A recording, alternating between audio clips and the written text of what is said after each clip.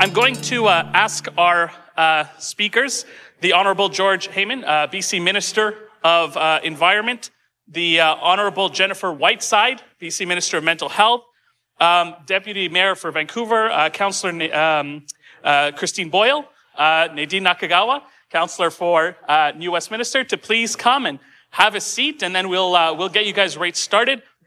So, guys, our first speaker is going to be the Honourable George Heyman, the BC Minister for the Environment. He was first elected as MLA for Vancouver Fairview in 2013 and has been re-elected twice since.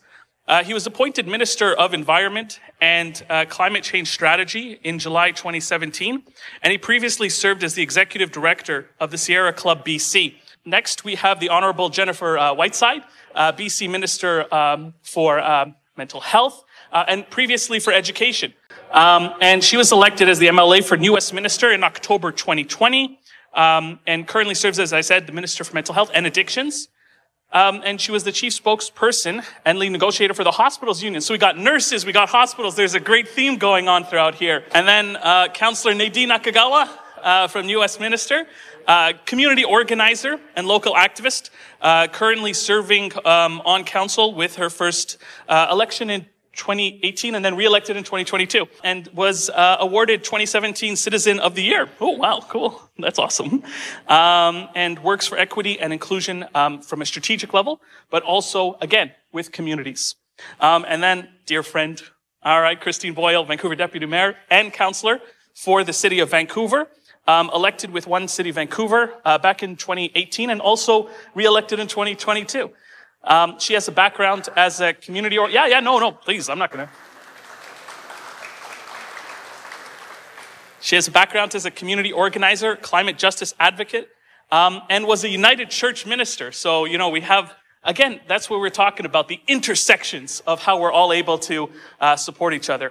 She holds, served as minister for, it was Community Life, was it? Yeah, Community Life at the Canadian Memorial Church. And without any further ado, I'm going to pass it on to the Honourable Minister to get us started today. Thank you very much for the introduction. I'm honored to be on this panel, and I'm very interested in hearing what my friends and colleagues have to say. I also want to acknowledge that we're here in the beautiful territory of the Hul'qumi'num speaking people. The good news, I think, is that British Columbia has a climate plan and has a Climate Change Accountability Act. We're moving forward to varying degrees on the various pathways on the plan. Other good news is that all of you and many like you are deeply concerned about climate and come to events like this looking for what you can do. The bad news is, or at least the challenge is, we have a lot more to do, not just here in BC, but all over the world. And further challenge is, people are easily distracted and have been. Not that the things they're distracted by aren't really important and deeply impactful to their lives on an immediate basis, whether it's access to healthcare, the high cost of housing and living generally, and a host of other issues. But it tends to, in the short term, push what was great concern and high concern for climate down below the other things. And it makes it more challenging for us to communicate to people in a way that they will continue to hear and understand and not have to choose, for instance, housing or climate or healthcare or climate.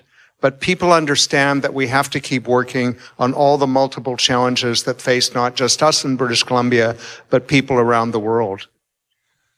In British Columbia, our climate plan is called Clean BC. We updated it with what we call the Clean BC Roadmap to meet the targets that we legislated for 2030, as well as the sectoral targets that will help us reach them.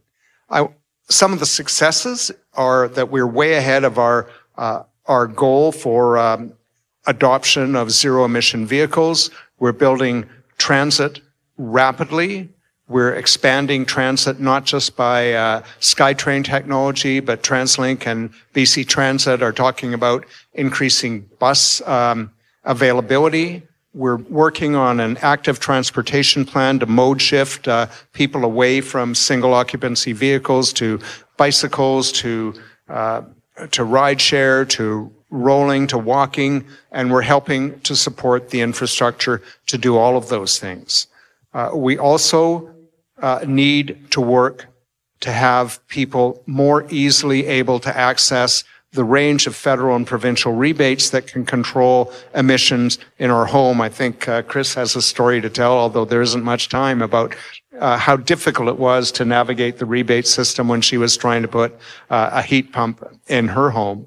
Others face even more significant challenges. So if we want to use less fossil fuels and more clean electricity, we need to make it easier for people to do that.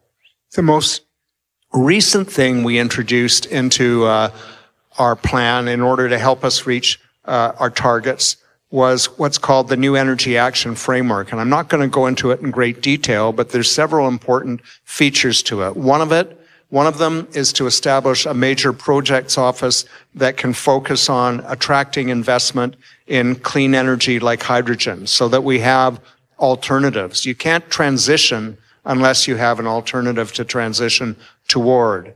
We also are setting up a BC Hydro task force to flip what's been the habit. People come, they want to do something in BC. We want them to do it with low emissions. They need electricity, and until they're here, we don't build it, which takes about 8 years. So we want to project what we need in a climate-aligned energy framework to meet our targets, and then we want to find ways to do that, to build energy generation and transmission, clean electricity, renewable electricity in partnership with Indigenous nations. We also are developing, as we promised, a regulatory cap on oil and gas emissions in the sector, the entire sector, upstream, transportation, and any facilities, to reduce at a minimum 33% by 2030, which is the sectoral target for that sector. We're also working to electrify industry, and as I mentioned, we're working hard on transportation and communities. And I think that is my 5 minutes.